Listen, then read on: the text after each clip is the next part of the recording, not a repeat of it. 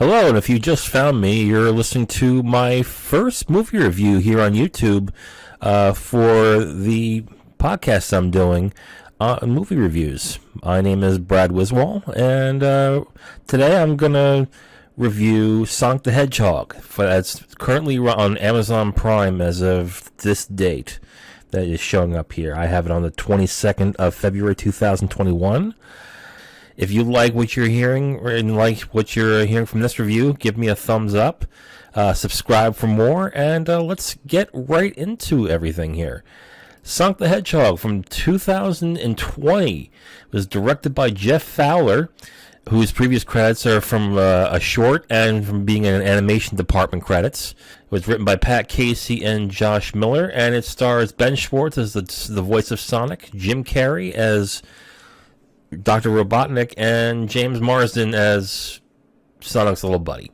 Right now, as of this date, it's got an Imdb score of 6.5 from 900,000 votes, and for a Metacritic score, it has a score of 47 from 42 reviewers.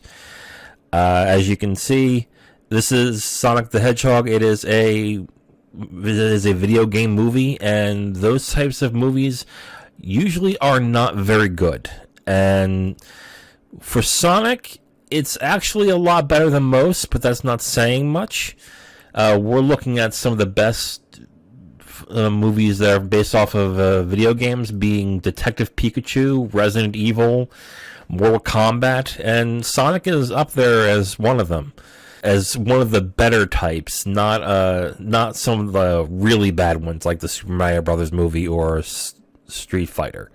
Now that's faint praise, because Sonic the Hedgehog is an okay movie, but it's mainly a kids movie. It's made for kids. It's for kids to enjoy. There's not much for adults in the movie unless you want to really listen to and watch a very toned down kids version of Jim Carrey. And I don't mean toned down as in non-energetic. He's plenty energetic. He's just not as vulgar or as crass as he is in his other films, such as Dumb and Dumber, Liar Liar, and Ace Ventura. So he's very toned down in that aspect. Sonic the Hedgehog is basically a template of kids movies. It's basically got a very threadbare plot. It's got some jokes that kids will enjoy.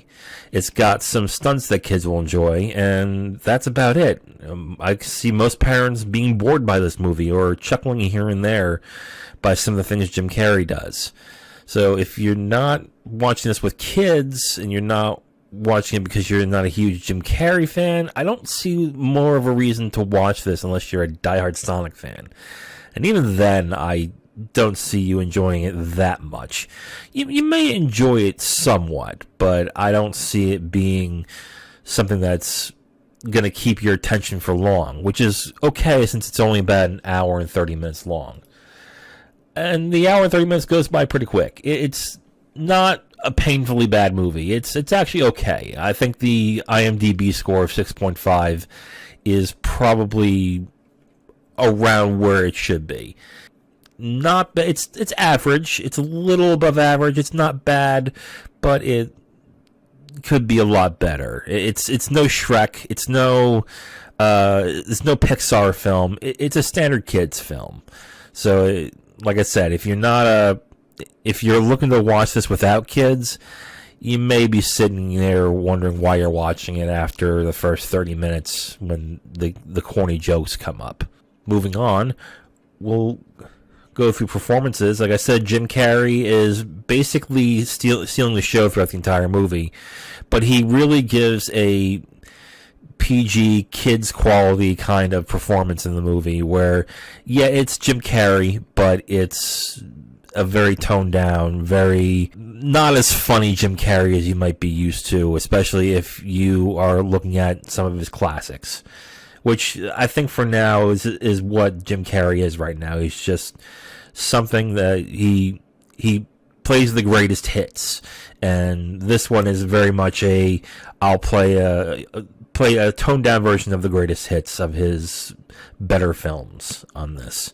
James Marsden's okay as the friend of Sonic, which isn't much really, but it's good enough. It's not grating, or it's not. And the person who plays Sonic, Ben Schwartz, the voice of, he's fine. He plays Sonic very well, and he has the right tempo and energy for the role, so that's good.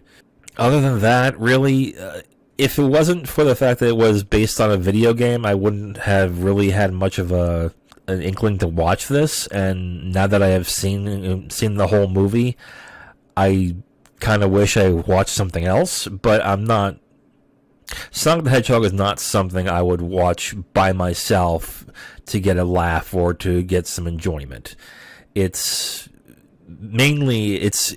definitely for kids, and it's meant to be for kids. So as an adult, if you are not watching this with a child, I would say stay away from it.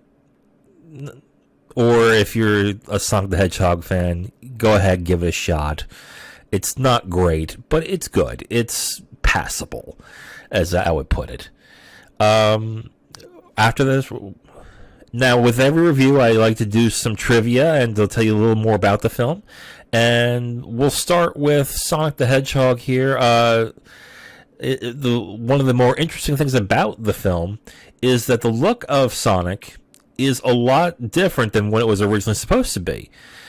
In 2009, when they released the trailer for Sonic the Hedgehog, there was immediate backlash as to the look of Sonic. If you're taking a look at the photo I have here on the screen, the one on the left is what originally Sonic was supposed to be, where they changed, but because of the bad backlash with it, including from the creators of Sonic the Hedgehog, they decided to go back and delay the film to make it look like the one on the right, which was much better. Now, did the one on the right really help the film be better? No, but, yes and no. It didn't demonstrably help the film be a better film because of that, but it would have been really distracting to have a Sonic that looked like the one on the left with his weird teeth and his human-looking face. It really would have been off-putting to watch.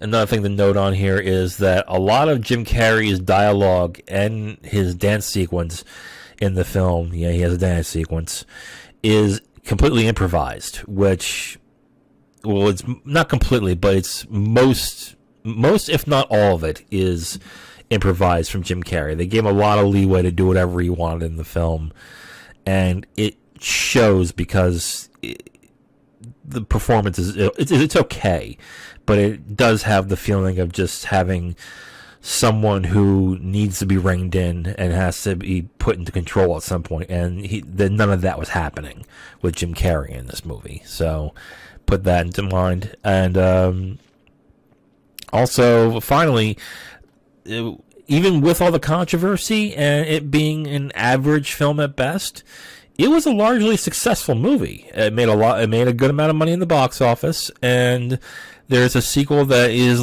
eyeing for a 2022 release. So if you've watched this and you're looking forward to it, you got another movie coming up for you. So, well, I think that about does it for this review. Again, my name is Brad Wiswall. I'm going to be doing more reviews like this in the future. Go ahead and subscribe if you want to hear more. If you like what you hear, do a thumbs up. If you don't, do a thumbs down. And I hope to hear from you soon.